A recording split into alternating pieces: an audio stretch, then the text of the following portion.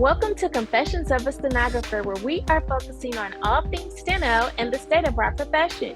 Thanks for tuning in. I am your host, Shaunise Day, founder of Steno in a City, creator of this podcast, the Steno Experience, and the Fearless Stenographers Conference.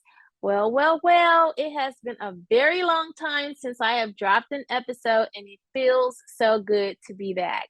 And I do have a lot to get into.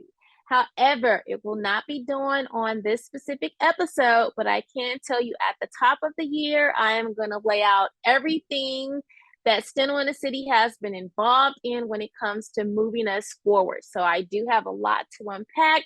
So I say it'll take at least so give me about, after the next 2 or 3 episodes, let's just say at the top of the year, I'll be unpacking everything that Steno in the City has been up to. I can tell you now, I have been extremely busy working on behalf of the court reporting and captioning profession. Let's see, when was it? I want to say September 24th, I had the opportunity to speak at CCRA's annual convention. That is the California Court Reporters Association, which is my home state. Go Cali. This is my first time attending a California State Association conference. Yes, first time. So to have that opportunity to speak in a general session was so amazing, and I am truly honored and grateful for that moment. During the conference, I was approached several times about this podcast. When is the podcast returning? I heard your podcast. The podcast has helped me in this area, that area. I missed the podcast. And all I could say is it's returning soon. It wasn't until a teacher told me that she plays the podcast during her class dictation. Oh my God, you guys. At that very moment, I knew that it was time for me to get back in a groove of getting our episodes back into rotation. So here we are at the top of the year. Again, I will break it all down on what I have been up to, Steno in the City, and I also have some new and exciting news coming for 2023. So at the top of the year, we're going to come strong and unpack all of the information that you guys deserve to have. And again, we're all about promoting and protecting our profession. So let's get into it.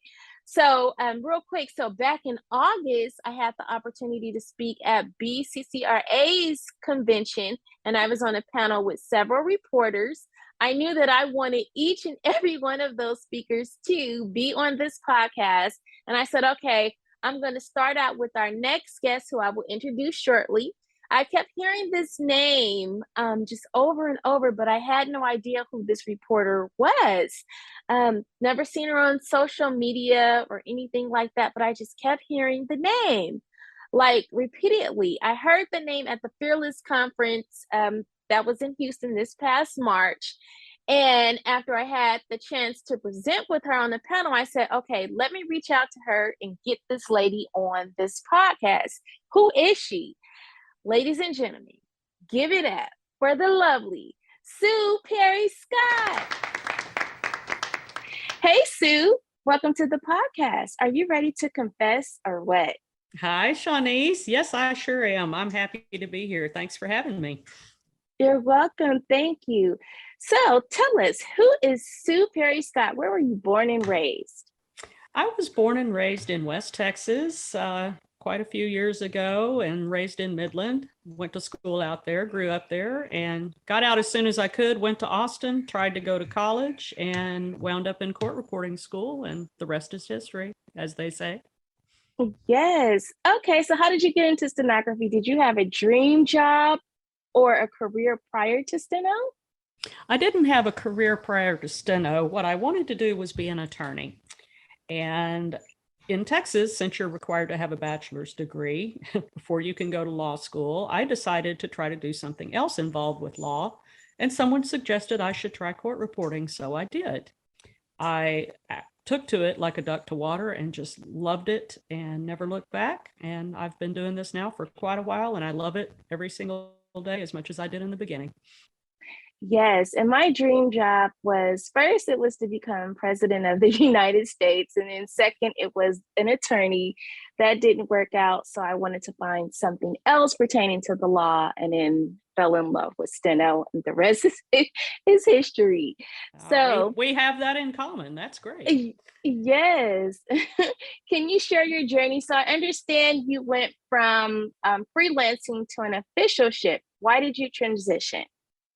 I did. I did. I've been in the freelance part of the business since the inception of my career, although I also have done cart and captioning in the freelance side. But for around the last 22, 23 years, I was exclusively a deposition reporter and had a business with my husband at the time. Personal circumstances changed. And the one thing I was frankly, getting a little burned out on um, deposition work. I especially during COVID, because I worked really hard and we did Zoom successfully, which was great. And I'm pleased to say I think that's here to stay. I think it has a part in what we do. However, towards the end there, I was like, I'd rather stab myself in the eye with a fork than take another deposition. I just had severe burnout. And Mhm. I thought, okay, well, what else can I do? I had never been an official. I thought, okay, well, this is kind of the twilight of my career, if you will, the last 10 or 20 years. Let me go check that out and see what I think. So I started subbing, and I really fell in love with being at the courthouse, and it surprised me. It surprised a lot of people. And I was very, very fortunate, got offered an officialship with a fantastic judge here in Harris County, and I feel new again. And I love being in a different position as a reporter. Everything is the same as far as the mechanics, as far as the logistics, but that's where it ends. It's very different from being a freelancer. It's kind of akin to practicing with the plaintiff's bar as a lawyer or practicing with the defense bar. You're still a lawyer, but the practice itself is very different. And I really do enjoy it. Awesome. And let's just say yay to Harris County. I love Texas. Thank I you. love Houston. I'll actually be in Houston on this Tuesday. It'll be a short stay, just 3 days, but yes to Houston. So it's good to know you are with Harris County. So Oh, thank you. you're welcome. Before we go on, so you owned a firm? Were you a firm owner, or did you guys have like how did that work? We Um, had well, that's an interesting question. We were technically a firm. The way it worked in mhm. Texas, though, if you take work for anyone else, you had to register as a court reporting firm. So we were exclusively, my husband and I worked for other agencies. We had kind of a Mhm. niche business, and we concentrated on what we like to term the triple R work, rough, rush, real time, and did that exclusively for quite a few years. And yeah, so we were a firm, but not in the conventional sense of the word, where we had, say, a stable of other reporters that went out and took depositions for us locally. We Oh, okay. we reported mainly for other clients, and we had, a few that were our stock clients, and we concentrated on certain areas that demanded those type services, the rough, rush, and real time. For frankly, for car wreck depositions and the like, you don't hardly ever see a need for the real time or for a rough draft or an expedited transcript. But in larger litigation, like intellectual property, say, um, those clients very often have a need for those services. And that's just where we were established, and we were very successful at it. And he still Right. is. Yeah, and the reason why I wanted to know is because I'm trying to find my place within this profession. We all know that I have hand issues, so I'm thinking of other alternatives Mm-hmm. that I could do where I can be an asset. Of course, promoting and advocating, but what else? So I've been thinking along the lines of, one day becoming a firm owner. I'm good with relationships. I know a lot of reporters, and right now I'm building my network with attorneys, Mm-hmm. but I know I may know some, I know enough within the steno community, but I don't know enough outside of us as far as like running a firm and that whole arena. So I'm looking for someone who can take me under their wing and show me the ropes that doesn't feel like, okay, she's going to be competition. Like I'm ready to learn. And I just wanted to know, because I already have you down, after this interview, I am going to be contacting Sue Perry Scott because she is amazing and I can learn a lot from this lady. So thank you. Thank you for the kind words. Well, I'd be happy to discuss it over a good steak dinner. How about that when you're here? Yes. Okay,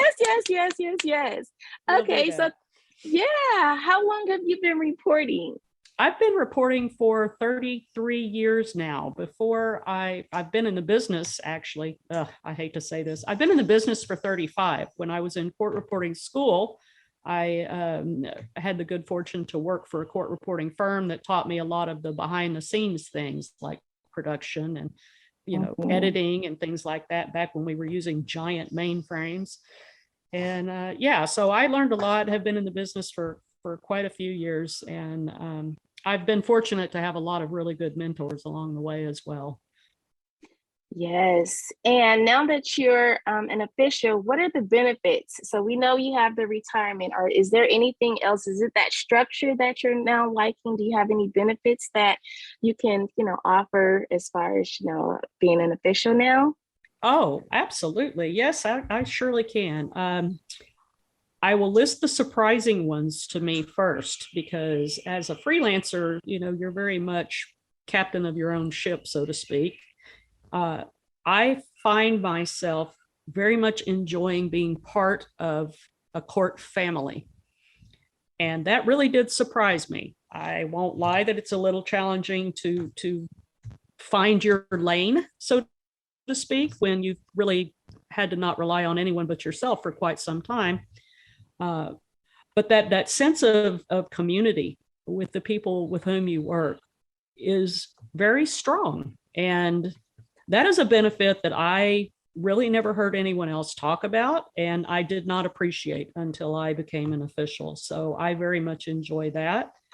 Of course, there's the obvious, like the retirement, which is stellar in Harris County. Everybody come on down to Harris County. As we need court reporters, and the benefits, of course, are fantastic. And I can't really oversell that. I'm very happy there, very happy. And it shocked me because I always thought that I would not enjoy working, quote unquote, for a judge. But I really very much do. Yes, that is good to hear. Do you miss any parts of freelancing? Well, of course I do. Of course, yes. I miss being able to sit around, frankly, in my pajamas and do a Zoom deposition and make some money. I miss going to different law offices every day and, seeing different people every day. I do miss that, that experience kind of. And I miss probably the most the ability to have such a fungible schedule where, I have a doctor's appointment this coming Thursday. I'm just not going to book any jobs that day. Of course, it takes a little more planning, in court. Not that I don't have flexibility, but it takes more effort to schedule things like doctor appointments and days off. But I'm also not going to turn my nose up at the 2-week vacation that I get every year as well. So, there's a lot of give and take, but I have to say probably the freedom to create your own schedule absent responsibility to anyone else is probably the one thing I miss the most about freelancing. Awesome. So next, we're going to switch gears over to certifications. Yay, certs matter. Yes, they do. Yep. Can you share with us the certifications that you have obtained throughout your career, and why is certification important to our profession? Ooh, that's a big question. I've had several state certifications that I very frankly let go when I became an official because I don't need them anymore. But I did enjoy having certs from California. Oh, Oh So yes, the sorry. California test is challenging, and so of course that made me want to go do it. Wait, I've had Sue, California. I had yes, ma'am. so sorry to interrupt you. That's okay. Okay, so yes, I didn't know that you had, so I knew that you had your CSR and your RDR, CRR, but do you know, one thing that I do promote is, everyone during the pandemic, that was a big thing, take that, the California cert exam. And I have witnessed reporters do that. So now I'm like just adjusting my chair because you just said that you had that cert. So I'll go ahead and let you go on. But yes, I just love to hear when others come and take this test. So get into it, Sue. Okay, will do. Yeah. So the first out of state certification that I obtained was Louisiana because they're right next door to us. And they had a shortage of stenographic reporters. They have a lot of voice writers there, and I have no problem with voice writers at all. But there were, when Texas attorneys would go to Louisiana and want to take, depositions and such, they preferred to take a Texas stenographic reporter back at that time. So I got certified to work in Louisiana as well. After Louisiana, I went and took the California test because it is probably among the most challenging CSRs to get in the country. And I had a great experience with that. And I maintained that California CSR for probably around 10 years, I have to say. I have put it on quote unquote retired status right now, which is not a formality, but I have notified the California board that I am not going to renew it for the time being because I don't need any extra certs when I only work in a Harris County court. I also had at one time Nevada, sorry guys, Nevada.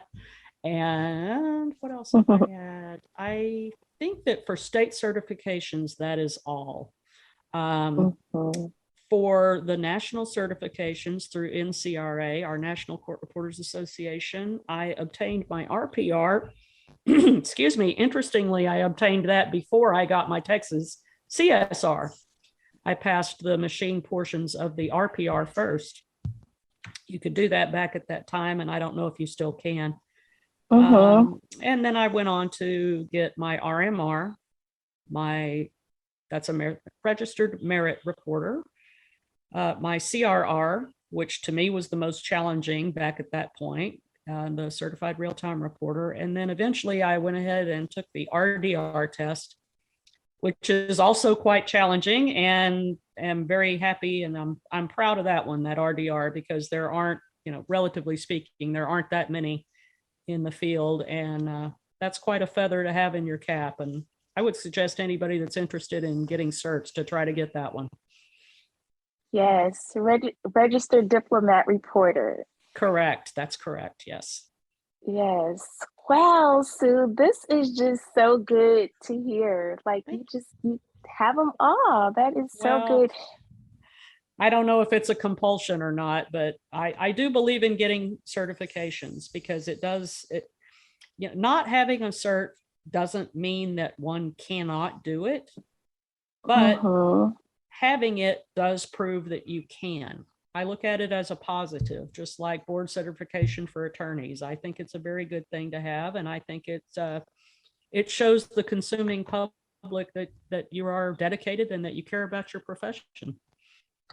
Right. And really quick, and this is kind of like off topic, but you mentioned voice writers in Louisiana, and California now just passed a law where voice writers will be allowed to take our exam and become a California CSR soon. And where I stand on the issue, I stand with voice. I support their method and what they do. However, I don't know enough about voice, and in the next upcoming Fearless Stenographers Conference, I will have Tori Pittman. She's real time, the real time. Yeah, so she's going to come and explain, Outstanding. Yeah, I think that would just be good for, someone like her to come in and explain the ins and outs of what voice is, right? So Oh, hardcore yes. steno, I'm all for it. I have friends that are voice writers, and Excellent.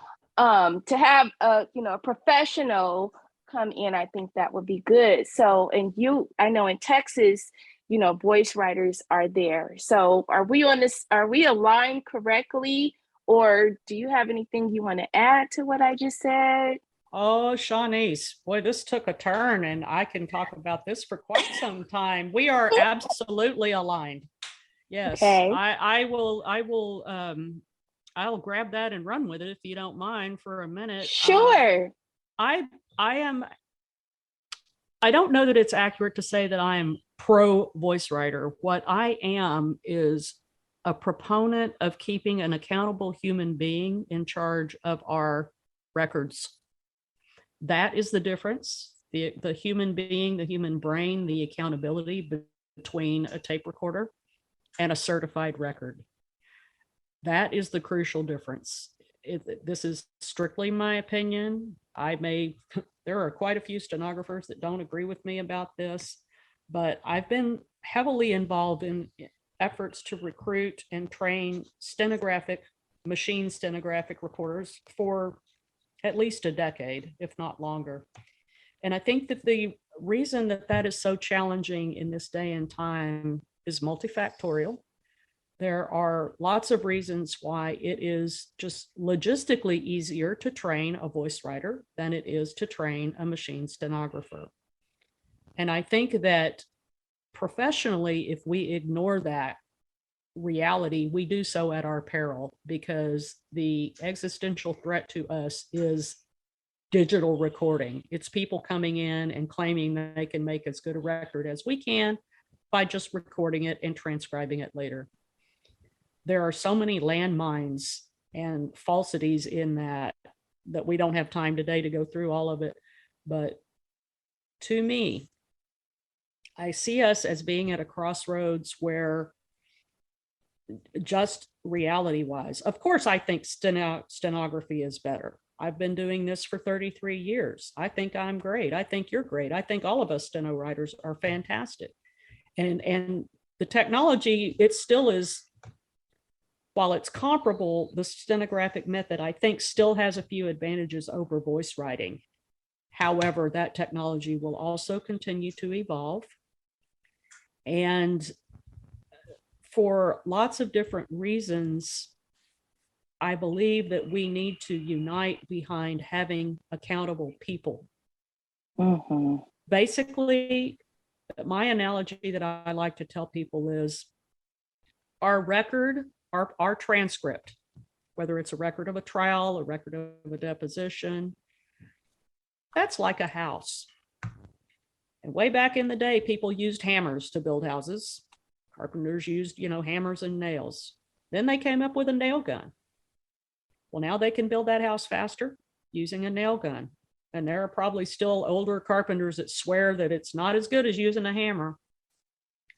I believe at the end of the day, frankly, and this is strictly my opinion, I don't care how you built my house if it's a good house. I don't care if you used a hammer or a nail gun.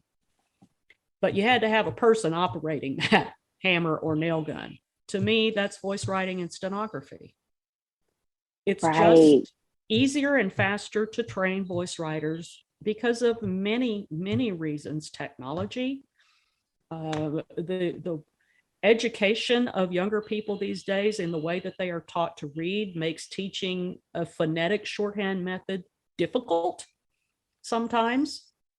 And frankly, there's always been a really high attrition rate in training stenographers. 95% of the people that started out in my class didn't make it. That's huge.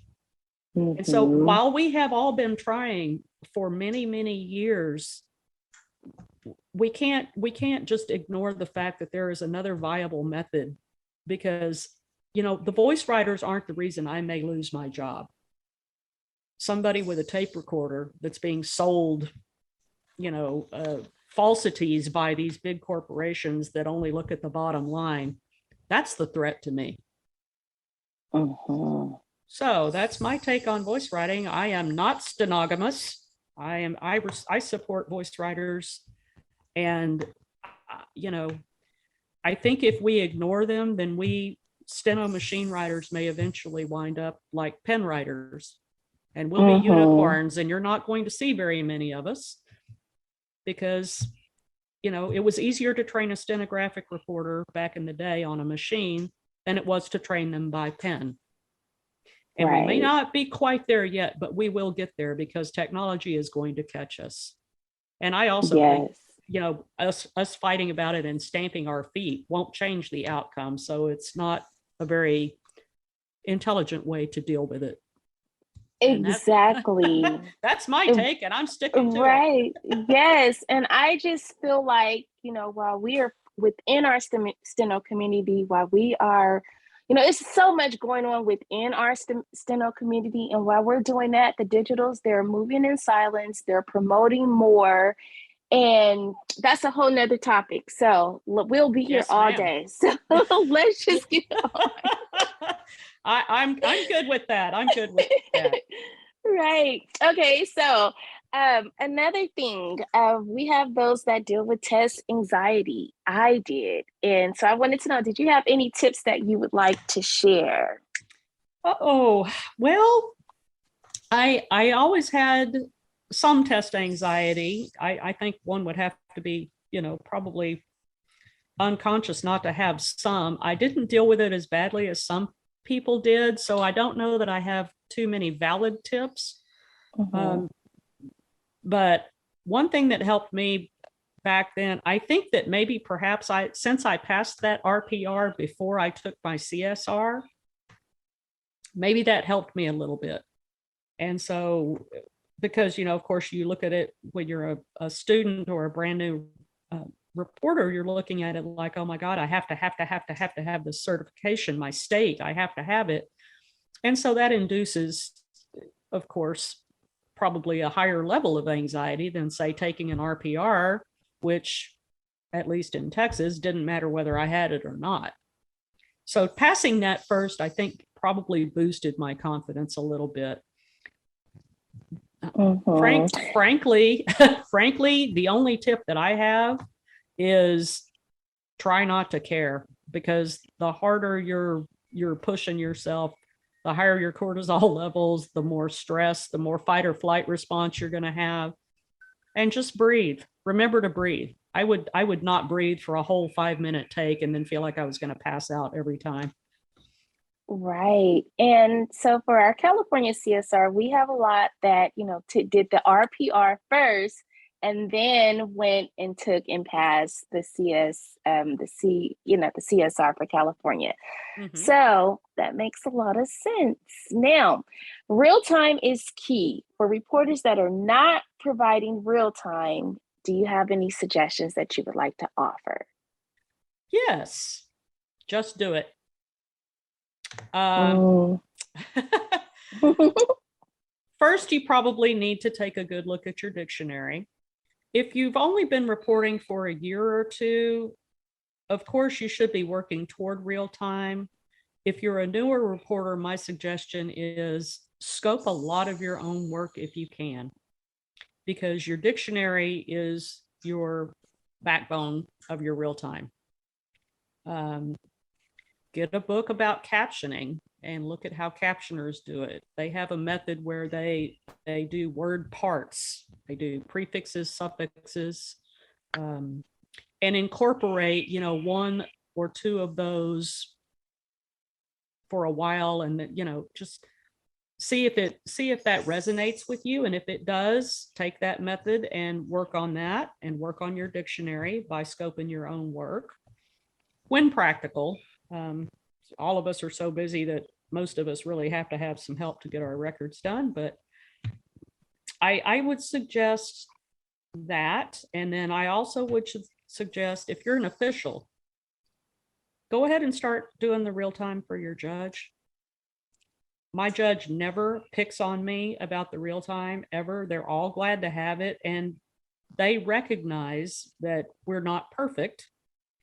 And once you start providing real time to one or two people, or certainly doing it for yourself and seeing where your weaknesses and where your strengths are, that will build your confidence. And, nobody is going to take away your birthday if you have a bad real time day. These attorneys and the courts and, judges and everybody else, they get the record they make. And I don't know, just jump in, because it really is critical. And that is something that a digital recorder will never, ever, ever be able to do, is that real time. At least not in my lifetime. I really don't believe that. There's too much variability. Siri and speech to text and all that is pretty good. It is. But it doesn't have that human brain behind it. And it just can't do what we do. It can't do the mental acrobatics that we do. Right. Jump in and do it. Yeah. So ladies and gentlemen, like Sue said, just do it. Just do it. Okay. So as we know, technology plays a huge part within our profession. So let's switch over to our steno tech tips. And one important thing is to know your software. That's key. Do you have any specific tech tips that you would like to share? I do. I would say, and I'm going to give you one for officials and one for freelancers. And it has to do with knowing your software. If you are an official, find somebody that knows how to do the indexing and sit down and it may take a weekend. It may take 2 or 3 times. Print out the study guide, read it, look at that. Learning the indexing for your software as an official is an absolute lifesaver, because we have to do appeals, and we have to, at least in Texas, we have to format them a certain way, and we have to do a master index, which is a nightmare. And learning your software and how to get that auto indexing to work will save you hours and hours and hours and keep you from pulling your hair out. Learn the indexing if you're an official. On freelance, all the softwares now have these great tools. You can have your untrans come out phonetically. You can have them come out as English words. You can set the artificial intelligence to take its best guess. Look into all your tran options and learn those, and try the ones that you're offered in your particular software. Try them out and see which ones make your product the most readable. That's another thing that, as a freelancer, if you're not offering real time, once you check those options out and see what they can actually do for your translation, it'll give you the confidence to get out there and try it. Oh, and also the auto briefing, like Brief It in Case Catalyst. I don't know what it's called in Eclipse. Brief It is the best thing since sliced bread. Use that. And I mean, it's golden. It's huge.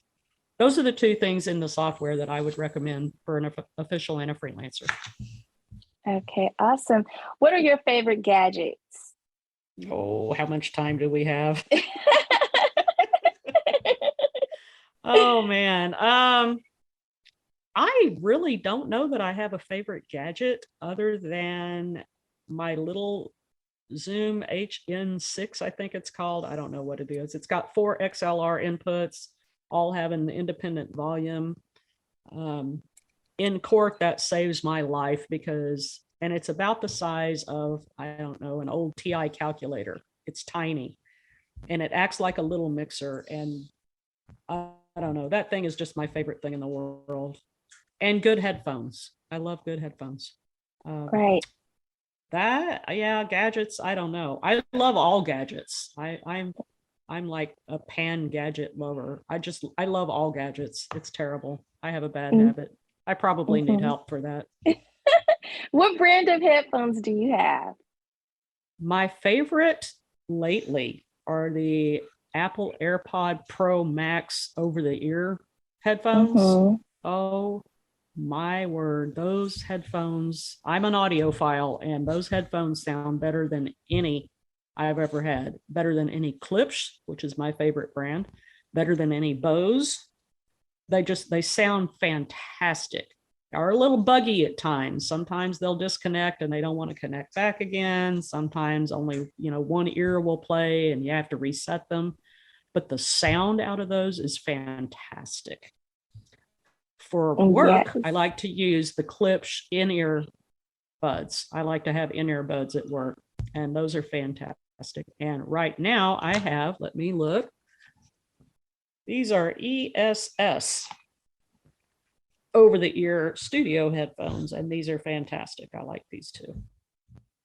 Okay.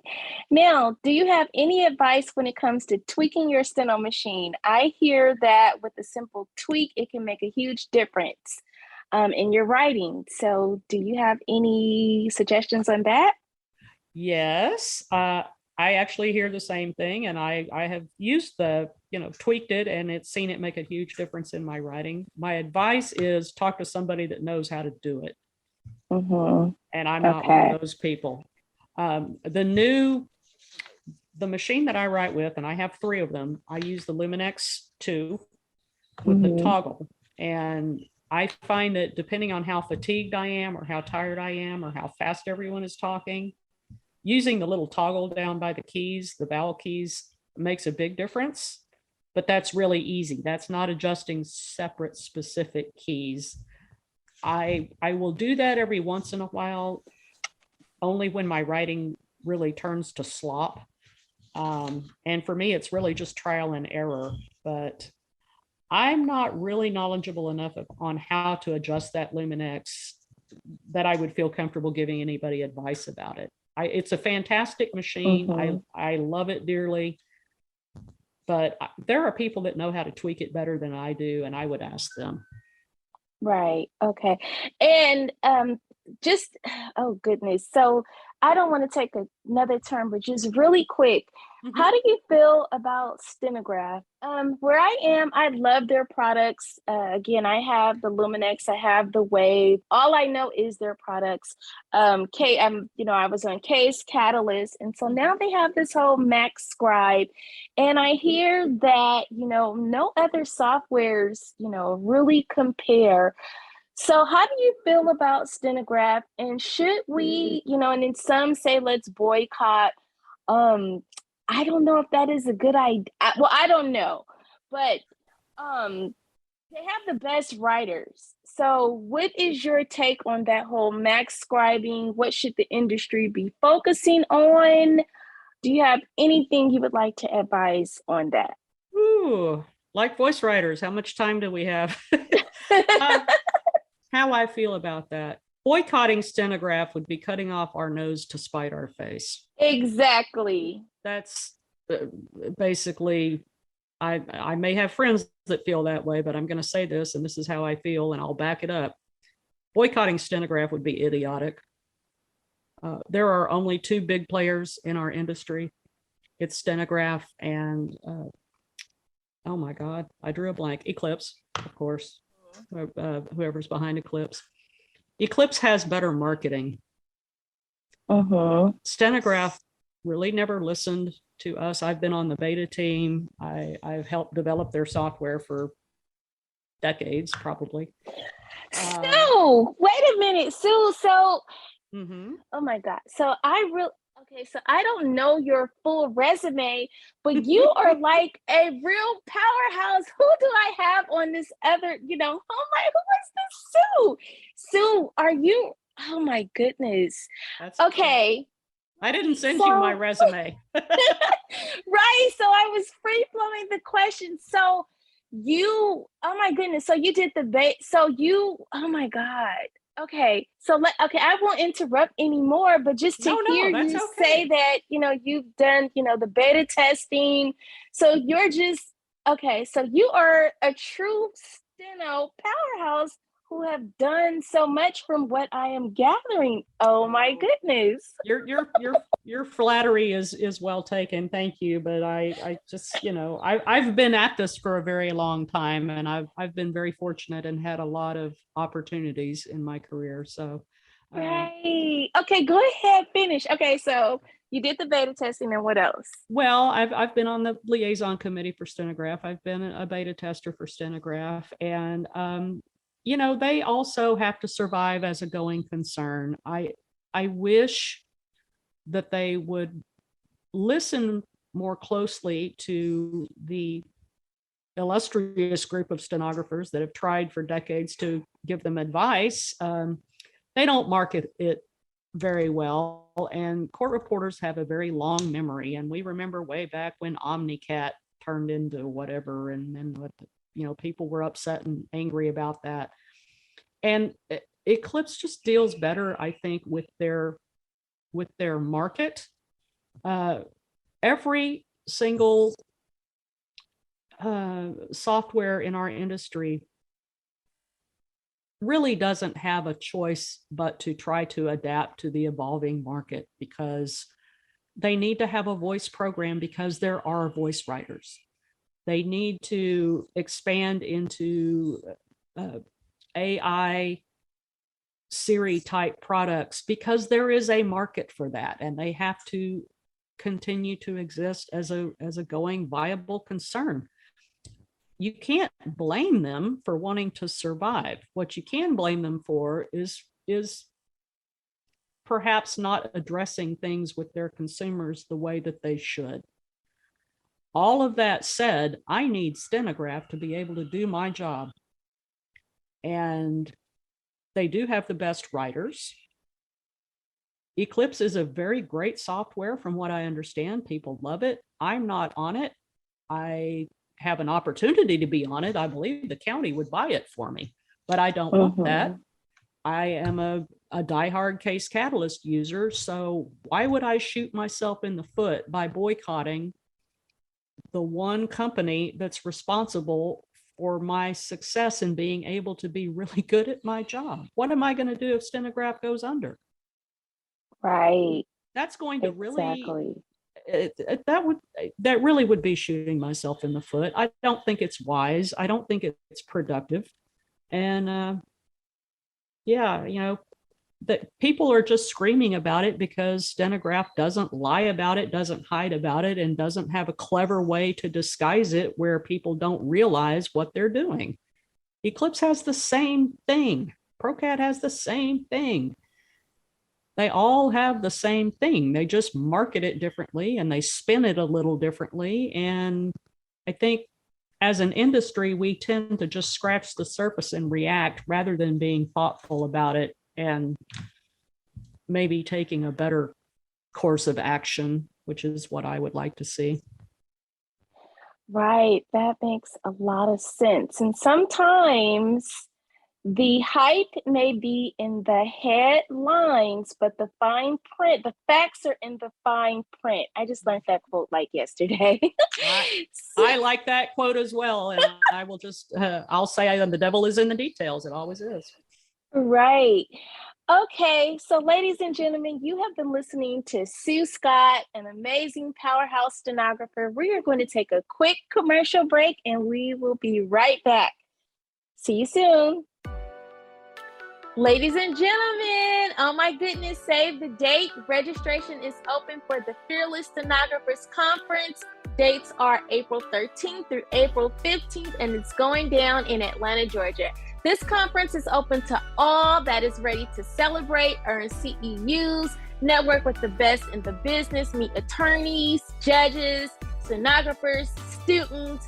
We'll have 3 full days with a top-tier agenda with highly skilled speakers mixed with entertainment and lots of fun. I have already spread the word on social media, so please be sure to check Instagram, our Facebook page, our Facebook group. It's already out there, and you don't want to miss out on this conference. All details are on the website, so please go to, and I'll repeat the site slowly. So go to, it's at sitcconference.com. So www.C as in S as in Sam, I as in ice cream, T as in Tom, C as in cat, C as in cat, O as in Oscar, N as in Nancy, F as in Frank, E as in Edward, R as in Robert, E as in Nancy, E as in Edward, N as in Nancy, C as in cat, E as in Edward.com. So it's the acronym for Steno in the City Conference.com, SITCC Conference.com. Go to Steno in the City Facebook group. All of the information is out there, and it's also on LinkedIn. Ladies and gentlemen, you do not want to miss this conference because it's going down next spring in Atlanta, Georgia. I hope to see you there. Okay, we are back with Sue Perry Scott, and we're going to get into leadership and getting involved. Sue, please share with the profession why it is so important to get involved and serve on the state and national level.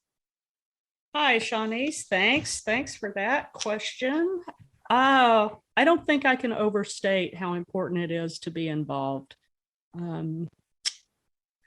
Our profession, by its very nature, faces a lot of challenges and has for many, many years. But of course, with the advance in technology, kind of the change in our culture of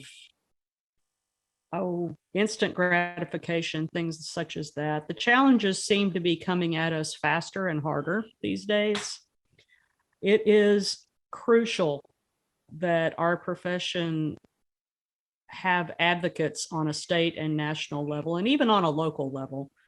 But statewide and nationally, it is just absolutely crucial that we have advocates, and that takes associations, and it takes people to run associations, and it takes people to get involved. And you can serve without being on the board, you can serve without being an officer, you can serve on committees, just showing up to your conventions, staying connected with people outside your front yard, on a county-wide level, a state level, a national level. That web of connection gives our whole profession strength to weather the challenges that come at us every single legislative session, every single, another AI company decides to get into what we do because their market venture capitalists see an opportunity and think they can make a lot of money. And the people that serve and try to lead in our profession, they need our help. And they need our help whether you just show up and give your money, which is one very big and important way to support things, or whether you get involved in the actual service and serve on boards and in leadership positions. It's just crucial. And without that kind of effort and advocacy, we'll perish. Right. And I have been serving on NCRA's governing board for, you're only supposed to do 1-2 term, but this is my third year, which would be, I'm now going into my 5th and 6th, if that makes any sense. So I have been on, the governing board for some time, and I just feel like that energy I feel like, and this is actually going to be my last term because it's time for me to step down. I've been on it since 2016, I believe. So I'm just waiting for others to step up so I can step down. And that's a whole Thank you for your efforts in that regard. I did not know that, and I want to personally thank you for that. It really is very important, and thank you for your service.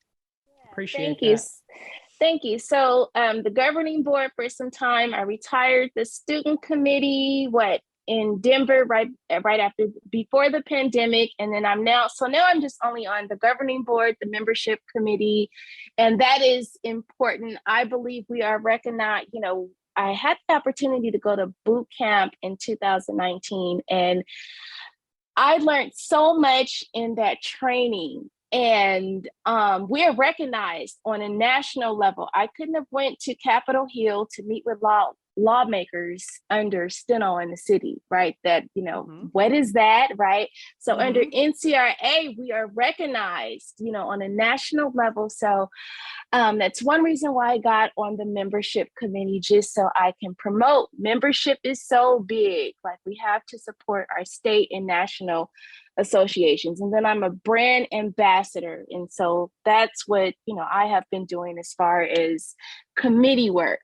So looking back over your career, are you proud of what you have accomplished within the profession? And if so, what have you done to move steno forward on a leadership level? Well, the short answer to that question is yes, I'm extraordinarily proud of what I've accomplished, both personally within the profession and for the profession at large. I think probably the accomplishment that, at least in Texas, I'm most recognized for. Recognized is an interesting choice there because there was a big association here that didn't like me very much for a while, but I was part of the team of people that formed Textra, which is our Texas Deposition Reporters Association, and I was its first president in 2015 through 2017. So wait, so you created a whole association. See, I really just don't know who I am. No. I did not create a whole association, certainly not by myself.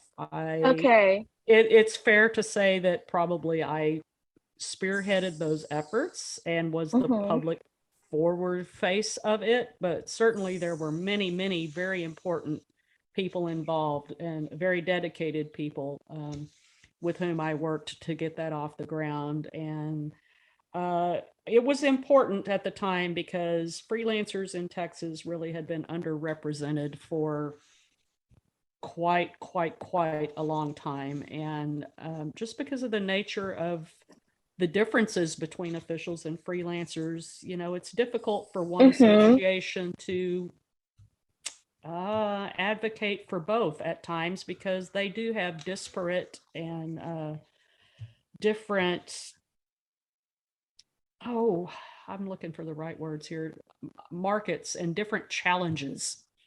Very, very distinct and different challenges between the two. And so I'm very proud of Textra and the things that Textra continues to accomplish. And, Texas is a really big state. We needed more than one state association. It's my hope that someday they'll be able to work together effectively. I think they're doing better now than they did when Textra was formed, certainly. But I am quite proud of the work that they do. And I am still a member of TCRA and was a member during that entire time and have been. I maintain membership in both associations and national, of course. And yeah, I'm pretty proud of that. And I'm also proud of going to Gitmo, but that's probably a whole nother podcast. Oh goodness. So, okay. So let me just get this straight. Okay. So it's pretty much how it's pretty much like California, how here in California, we have our California Court Reporters Association, and we have our Deposition Reporters Association. And, California is big. So that's the same in Texas. You have TCRA and then Textra, right? Freelance official, right? Is that how it is? That is correct, although TCRA is an association that represents freelancers and officials. Oh, okay. How effectively they do both is sometimes up for debate. What they don't do is recognize voice writer CSRs, and Textra does, because in Texas, you can be a voice writer and a CSR at the same time. You have the same license, and I and many others have quite a problem with TCRA claiming to represent Texas court reporters, but only the ones that use a steno machine. So wait, okay, so now I have a question. Okay, so if voice writers are approved by the state of Texas to work in Texas, and I have friends within TCRA, Sonia Trevino, she's a great, friend, Kim Xavier, like those are, my people. But why would, so wait, okay, so they don't recognize voice writers at TCRA? They will allow them to be associate members, even though they are licensed Texas CSRs, just like I am. They are licensed by the same body. They take the same test.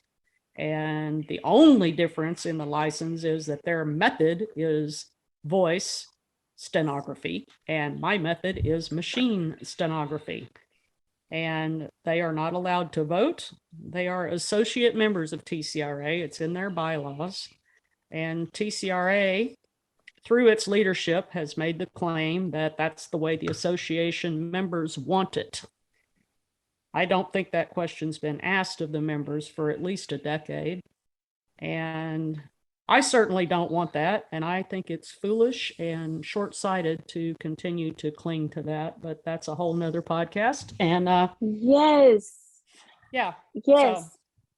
So. Okay. Oh my goodness, I can be here all day with you because I just have so. Okay, wait, one more thing. So, why is it called? So, this is what I wanted to know, and I noticed that it's in the language for California. So, it's voice stenographic writer. Why is the word stenography, stenographic? Why is it included in voice as a steno writer? Steno being stenography, and then when you think about voice, it's not like, it just doesn't seem like it go. If that does, am I making any sense? Does that? Yes, Shaunise, that's an excellent question. That makes perfect sense. You're going to really enjoy your talk with Tori. Okay. I've talked with Tori before, so I already know this, and I'm happy to educate you and the listeners on this as well. So what a voice writer is doing is the same thing I'm doing on a machine, which is the same thing a pen writer did before me. Stenography is taking down spoken words in shorthand. A voice writer is doing the same thing, but with their voice. They're not just merely dictating back. They are using vocal shorthand, just like we do on our machine. Okay. And I think because with our theory, it's a whole different language. So when you think of voice, you just think that you're just speaking into a mask. So yeah, Tori Pittman, I know she will be the perfect person to go over all of this for those, like me that are, not fully educated on it. And I know Tori, she has all of her certs, RDR. Yeah, because their method, basically, there's no difference between what we do and what they do other than the input. They're using vocal stenography. They're using spoken shorthand. For instance, they'll, instead of, where we would write a question bank, they will use a vocal cue like keek. And that will be a question bank. And then they'll say cack as their answer bank. And so that's the way they can speak words, vocal shorthand, like Stark is that correct for me? And that's probably what I would say if I was a voice stenographer, since that's something I already know. So it's not like they're not just redictating what they hear. They're actually using vocal shorthand. That's the reason the nail gun and the hammer analogy is so spot on, because it's just a different input. It's really the same thing, just like pen writing was using shorthand, and now we use machine shorthand. Oh, okay. I'm just, wow. See, and I had no idea. So that whole cack and keek, that would be like their brief forms. Is that, That's correct. Yes. I attended, I went to the voice writers session at a continuing education conference in Louisiana, and it was like being in a room with a bunch of machine writers. They did a brief exchange. They said, how do you speak this? How do you speak that? Just like we say, how do you write this and how do you write that? Right. And I believe Tori, I don't remember the year, but I know Tori Pittman, she also competed at Inner Steno. I want to say maybe 2000. I don't want to say the year because I'm incorrect, but I know she competed. And that is just so amazing. So can we agree that serving and getting involved is fun and exciting? We can sure agree that it's exciting when you form a new association in a big state. Yes, it's fun and it's exciting and it is extraordinarily rewarding. Serving a profession that serves us as well as it does. The blessings this profession has brought to me are innumerable, and really, frankly, I think that we owe it to the profession, and we owe it. We're really an integral part of the justice system, and I don't think Right. that gets talked about enough. But the service is needed, and it's very, very worthwhile, and it's very rewarding. Hmm. What are the top things you would like to see accomplished in our profession? Oh Lord. Okay. I'm just going to give you one. Can we Okay. stop? Can we stop? Can we stop fighting? Yes. Can we stop mud wrestling in the jello with each other while Rome burns? Can we please, please, please stop all the infighting in this profession has weakened us to such an extent that it just astounds me that we're still going, that we still even exist. You don't see any other profession, any other. If lawyers acted like this, we wouldn't have any lawyers. You know, we eat our own in this profession. The infighting and the refusal to get along, the refusal to unify because it's my way or the highway is it's killing us. It is killing us, and we don't have to agree on everything to have a united front. We need that. We have enough threats to our profession as it is, and the fighting it's just absurd. It's just absurd. We've got to stop it. Right. So part of what I have been doing is doing whatever I can, and I have a hashtag Steno United. And with all brands, I have been trying to unify our profession. It doesn't matter if you're a Democrat, Republican, young or old, black or white, it doesn't matter, right? And that's the Steno in the City, mission.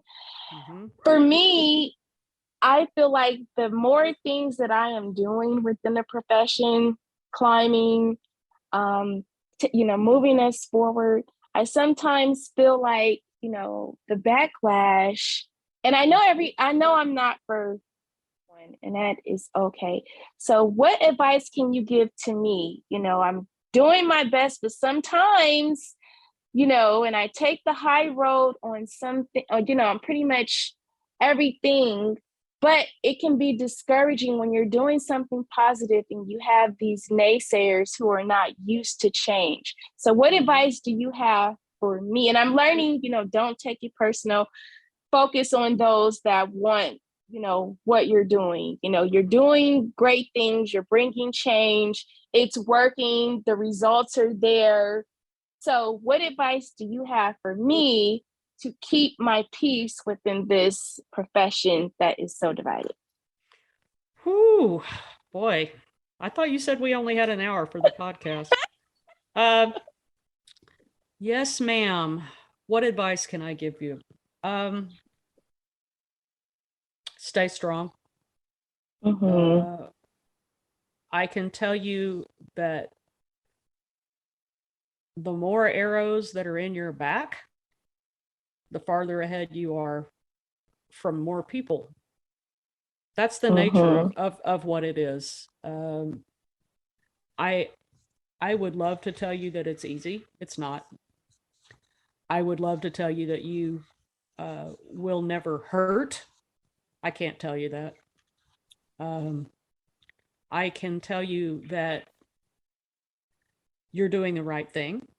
I can tell you that there are a lot of people that appreciate it. And I can tell you that there are a lot of people that are threatened by it and don't like it and will be ugly and call you names and tear you down and maybe even give you a little mild heart attack like I had when I was doing Textra. And fighting for our profession because of the ire and the venom that was directed at me. I sound a little bitter. I probably still am a little bit because I was trying to do something that was right, and I was working for what I thought was a worthwhile goal. And I think now people would say it was, but it's very difficult. And sometimes it feels like it's not worth it. Right. But that's just a feeling, and that feeling is temporary. Right. Yes. Real leaders are going to lead, and just keep on. Thank you. You don't need to look behind you. You don't need to worry about what people think about you. What people think about you is none of your business. Mm-hmm. And, yes. You know, I don't know. I don't know that I have the right words to convey it. I would not change a thing in my own personal experience, but it was probably among the top 5 most difficult things I've ever done in my life. Right. Yes. And to those that are listening, please don't feel threatened. I'm just here to help us. And that is it. So, Sue, do you have any encouraging words for those that are on the fence about serving? You may have some that say, no, I don't, think it's, I don't have the time. I don't know what's required of me. What advice do you have for those that are on the fence and not sure? The advice I have for people that are on the fence and not sure is start small, serve on a committee. All that's required of you is what you're willing to give. Nobody's going to get anything more out of you than you're willing to give, nor are they trying. You can serve, you can serve in small ways and large ways, and none are more important than the other. Really, we need people on committees. We need people willing to pick up the phone. We need people willing to work on newsletters. We need people just willing to take one step forward and serve our profession on a local level, on a state level, a county level, a national level. Be as involved as you want to be, but for the love of the profession, just be involved. Right. And for those that are interested in serving, you can go to your state association's website and you can go under volunteer. Same for NCRA. You can go to the website. You can go look at the committees that are listed and just, read the descriptions and see where will you be able to fit in and get involved. I can tell you it has been a life-changing experience. I'm glad that I got involved. It's been fun. And it on a personal level, I didn't know I was as creative, until I started serving. And that goes back to 2015. So one of my lifelong dreams that I have always had, and, since I'm not certified or any of that, I don't know if I'm ever going to fulfill this dream, right? Have you considered running on a national level? I always wanted to be the president of NCRA, right? That was a long-term goal. And I just think that I would have made a fabulous president. Again, remember I told you early on that I had this lifelong dream of being the president of the United States, right? So then now, years ago, I said, okay, one day I'm going to be the National Court Reporters Association president. And it wasn't until I want to say Sarah in San Francisco, when she got on stage and she did her, she accepted she was introduced as president. I said, I can do that. One day I will be president of, NCRA. And so life get in the way. And so for you, have you ever considered running on a national level? Yes, but texture was enough. Okay. Yes, okay. I have. Of course, I've considered that. I very frankly, I've been pretty well involved in the profession in many different ways, almost for the entirety of my career. And I now, after taking the officialship, I'm really most important thing that I'm trying to figure out right now is how to have a work-life balance, because Mm-hmm. I really never had that as a freelancer. We were very, very busy and productive, and I enjoyed that tremendously. But I think for now I will serve on my county level and support national with my money. And Right. I have considered it. Yes, of course. Many of my close friends and one or two of my ex-spouses have been presidents, and of Oh, different things, or you know yeah, I served on the board of Star for a few years, and I really enjoyed that work as well. But I think I will probably not serve national in that capacity. But thank you for the right. question. Yeah. So see, when, I had no idea who, I had an idea of who I was going to be speaking with, but I didn't know. Like, I didn't know. Like, so much, I'm just speechless. And normally Oh, I have it together, but uh, I have that effect on people, making them speechless. That's actually, I don't. That's kind of funny, but I really do appreciate your kind words and everything. I didn't give you my resume. I haven't really updated it for quite a long time, but yeah, I've been around a lot. I've done a lot of things and have very much enjoyed it. But I think that the younger blood, I think you will be a fine president of our association someday. And thank I you. hope So, and I hope to see that. well, um, yeah.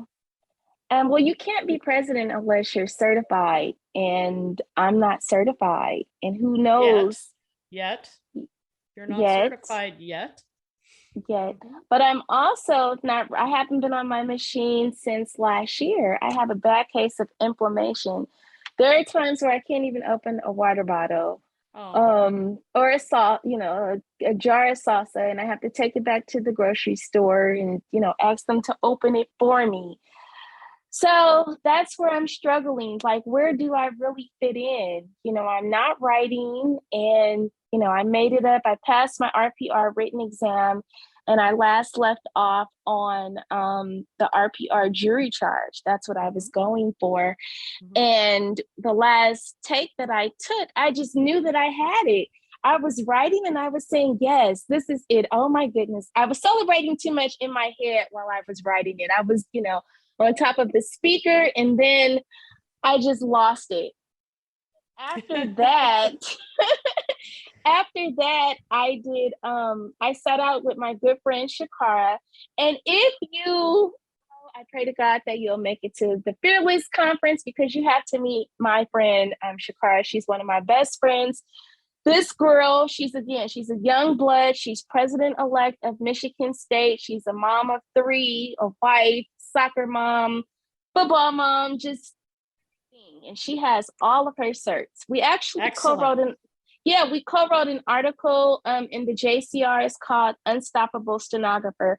And she passed like her certs within a cert. Just, if you get a chance, just go read about it. But she, has all of her certs except of the RDR. She did it in, I want to say 6 months, just back to back each testing cycle. So she's amazing. But I Wow. set out with her. Yes, yes, she is that reporter. I set out with her um, on a Zoom depot, and I want to say it was multiple attorneys, and it was just great. Just how she controlled the whole thing. I had access to her real teams, so I was watching her real time, and I'm writing. And that day, I was the reporter, and I just kept saying, I can do this. This is what I have been working so hard for. I am the stenographer today, right? And it was Mhm. totally different from school, Oh, Sue. yes. It's Yes. totally different. And I said, okay, this is it. I can do this. Okay. So yes, I was just so motivated and just fired up to do that Zoom depot. I'll never forget it, because I was that reporter, right? And Mhm. by lunchtime, my hands were in so much pain. And I had to Mhm. tell her, Shakara, I can't I can't continue to write, but I'm going to sit here and listen to your real time while I soak my hands. So that's my story. And it's like, I wish I was all of the things that I am doing, I wish I could do what you're doing, right? I want it so bad. But that I deal with my, it's just, and me just talking about it, I can just, ew. Let's just go ahead and move on. But that's my story. So who knows, right? Who knows what the future holds for right now? I agree. So in the meantime, I'll just keep encouraging and inspiring reporters to be the best that they can be and doing whatever I can to move us forward. So that's, pretty much my story. So, Shaunise, I have to say how much I respect that, and just you are an absolute treasure, a gift to this profession, and you are very appreciated. Just please know that. thank you. I appreciate it. So, moving on, promoting and protecting the profession. Do you believe that the digital's AI will take over our profession? Nope. Yes. Simple That's answer. that's a short one. I've heard that since I got licensed 33 years ago. Right. What can reporters do right now to make a difference within our industry? For those that are busy, what can they do on a daily basis to ensure that they're doing just something to protect our profession? I want to say, week before last, I was in California presenting, and I said at the bare minimum, what a reporter can do on a daily basis is just, wear the lanyard that says stenographer. The Protect Your Record Project, they have these lanyards and it says stenographer. So at the bare minimum, that is something that you can do when you're going, to court or to a depot, is wear that lanyard if that's the bare minimum. But do you have any suggestions that reporters can do on a daily basis to help protect the profession? Sure. I would say that we need to bring back a little professionalism. It may be because I'm old, it may be because I'm old school, or that I've done this for so long, but I believe that, well, the pandemic also had something to do with it. Zoom, social media, everything. A lot of things have contributed to this, but I really would like to see a little more decorum in all proceedings, depositions, court, everything. I think that we as a society have kind of lost a little bit of that, and I would like to see that make a little bit of a resurgence. We need to act like the professionals that we are to impress upon attorneys the difference between us and a tape recorder, honestly. And that is it sounds simplistic, but I think that that's really important. And I think that that is a great way to honor the profession, help it every day by just showing up and being your best self and being very professional. And as far as the difference within our industry, like I said earlier, Todd, can we just quit fighting? I mean, it's so counterproductive and harmful. We just need to stop it. Right. And I agree. Are you proud of all of the young professionals that are adding value to the profession? Extraordinarily proud. I am extraordinarily proud of the young people bringing value and their youth and energy to the profession. And you are a stellar example of that. But there are lots and lots of younger people that are making a huge difference in our industry. And it's very, very appreciated. And yes, I'm quite proud of that. And I hope that you all continue and bring it, because you guys you're how we'll survive, and not just survive, actually. I think that we'll thrive. Right. And so would you say that that's the message that you have for the new generation? Absolutely. Just keep on. Yes. And stay united and connected. So that's yes. Right. Any words to live by, any quotes that you would like to share? I really don't have any off the top of my head, other than what you think or what others think of you is none of your business. Yes. That you cannot let the negative energy or the naysayers get to you. Now, do you have any hobbies? My hobby is looking for work-life balance. It's a hobby I'm actively involved in, and I still haven't figured it out yet. Right. I definitely agree with that. My hobby is steno. 95% of my life is steno, and I am okay with that. I am. That's fantastic. I do love coming to Houston. I know when I come to Houston, I pretty much turn off just so I can enjoy the food, just the air, and I just cannot wait to land on Tuesday. Oh my goodness. Well, we're going to go have a steak dinner when you're here. You know that, right? Yes.